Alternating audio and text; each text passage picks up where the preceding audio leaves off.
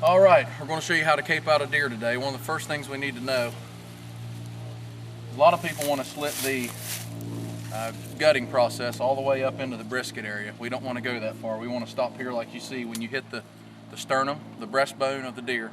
You want to stop your gutting. Now, we do have a little slit here that went a little bit too far when we were gutting this with the gut hook, but this is not too bad.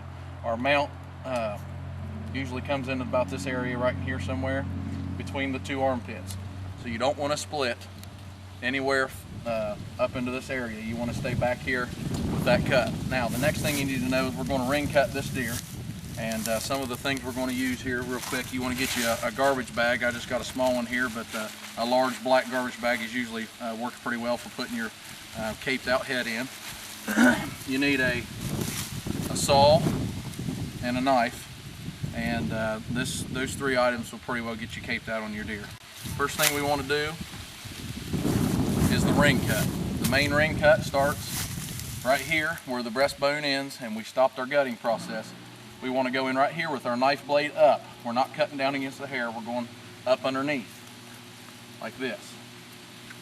And we're going to go in a perfect ring right around this deer. Now, try not to go too deep down into the deer. Just kind of, you see how we're puckering up the skin here. Just stay right underneath the deer and go straight around his body.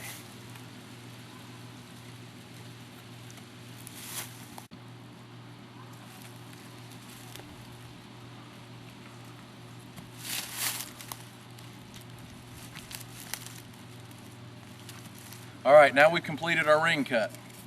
We want to go right down here to the legs, and somewhere where the leg bends, just right above it, not clear up here in the armpit area. We always want to stay out of this white hair in the armpit area.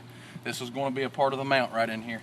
We want to ring cut the leg somewhere between this bendable joint and this elbow, kind of like right out here in the middle. And we're going to go straight around this leg just like we did the body. Do both legs in this fashion. Now we've completed both ring cuts on the legs. We are going to take our knife there again underneath the skin with the sharp side up, and we are going to cut in this brown hair. Just follow this white line where the brown and the white meet, and we're going to stay in the brown. Now, we don't want to drift off into the armpit.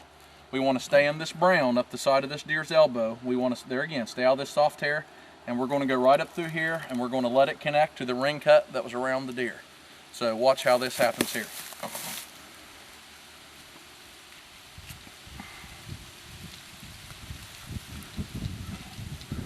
Now, that soft hair will try to suck you in sometimes, so be careful in particular when you get up in here to keep your knife blade going out into the brown, and then go ahead and swoop it right on up around the armpit to the ring cut, just like that. And then we're going to peel this all down off of here. We're going to do the other side the same way. Now, at this point, we're going to skin the hide down, starting with the ring cut.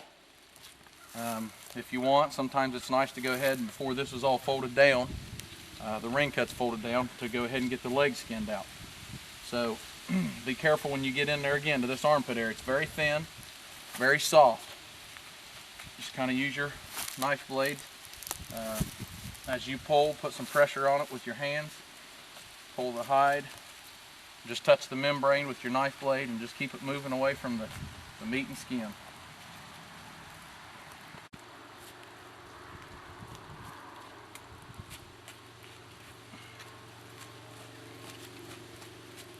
All right, so we got our legs all skinned out. We're bringing the brisket hair down from where that gutting stopped there. We're getting all this, if we can, keeping most of the meat on the carcass. Just kind of shave your knife between the hide and the meat. Be careful not to puncture any holes. You'll cause your taxidermist more sewing.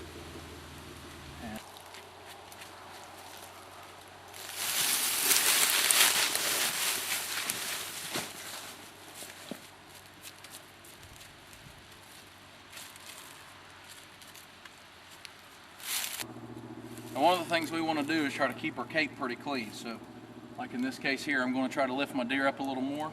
I'm going to lay the bag down underneath of him, and don't want all those leaves and dirt and things like that, grass sticking to the inside of the cape. That's just more stuff for the taxidermist to do, and it's also it's a mess, and we don't want it. And so keep your deer up high, keep him out of the mud and the grass or whatever else that's underneath of him. All right, one of the things that a lot of people do that makes it a little harder on the taxidermist is they get down about, let's say about halfway down the neck like this, and they get their saw out and they saw it off right here. And this meat's in layers. And when the taxidermist goes to try to finish taking the skin down off the deer's head, that meat just wants to roll with the skin, and it's so hard to separate. You can make it easier on your taxidermist, and he's gonna like when you bring him ahead. If you'll go ahead and keep taking that thing down, we want this hide as far down this way as we can get it until finally you just got so much there you can't get it down no farther. And that should bring you to the back of the ears and right underneath of the chin, right here. And that way, the taxidermist ain't got as much work to do later. After the deer's been frozen for a while, it's a lot harder to get this done. So while the deer's fresh and you got your knife in hand, keep pulling that down and touching that membrane and getting it low as you can. And there again, till you touch the chin and the back of the ears. And when you get done down that far, there again, don't cut it off right against the skin. It's a lot easier, and we can get a lot better measurement for your form. If you'll cut it off halfway down the neck stump, about like this, and leave about 6 inches, 4 to 6 inches of this neck stump to measure for your form. And that'll give a lot better fit on your deer head. All right, now we've got our hide skinned all the way down to the back of the ears and underneath the chin. The last thing you want to do, and a regular handsaw of some kind will work fine, a hacksaw, a cordless sawzall, or even a corded sawzall, electric sawzall, works perfect for this.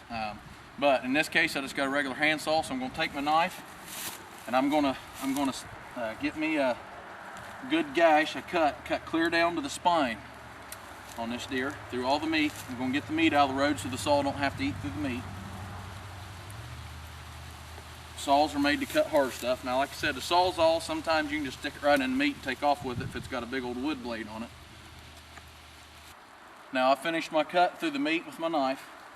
I'm going to take my saw, hold on to the antlers so we don't drop them on the ground or on the concrete floor or whatever, wherever you're working. We're going to saw through that spinal column, and we're done. Turn your cape right side back out, rub the hair down real good. Taxidermist is going to take some measurements on that, but this is all you need to do at this point. Take it and drop your cape down in a bag. Tie her up real good, make sure everything's covered so it don't get freezer burnt, and your trophy's on its way to the taxidermist.